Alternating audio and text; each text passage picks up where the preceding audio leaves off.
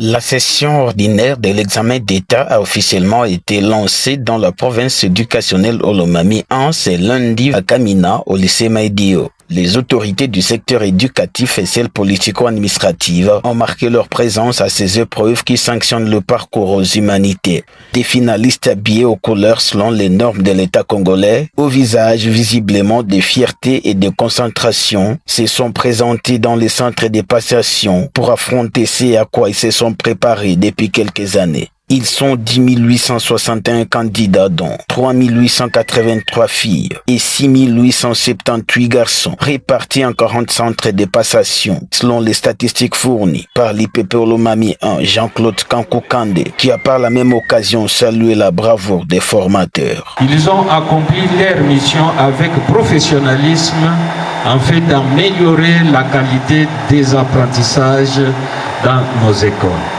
Je salue également les chefs d'établissement et les enseignants qui ont travaillé sans relâche pour préparer les élèves aux différentes évaluations certificatives. De son côté, le chef des services généraux de l'EDUNC Olomami 1, Edgar Mbambouya, représentant le PROVED, a souhaité que cette évaluation se déroule dans la discipline. Que cette édition 2026 de l'examen d'État se déroule dans le calme, la discipline et l'équité. Nous sommes l'éducation nationale, nous préparons l'avenir de nos enfants, nous construisons la nation. Donnant le coup d'envoi, le ministre provincial des infrastructures Venance Motombo, assumant l'intérim du gouverneur de province, a invité les candidats à la détermination et à la confiance.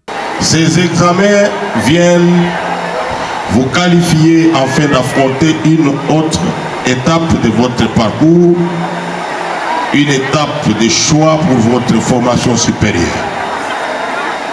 C'est ainsi que je vous demande, chers enfants, élèves finalistes, d'être déterminés et très confiants de vous-même car votre réussite en dépend. Je lance officiellement les épreuves des examens d'État 2026 sur l'ensemble de la province du Olomami et vous souhaite bonne chance.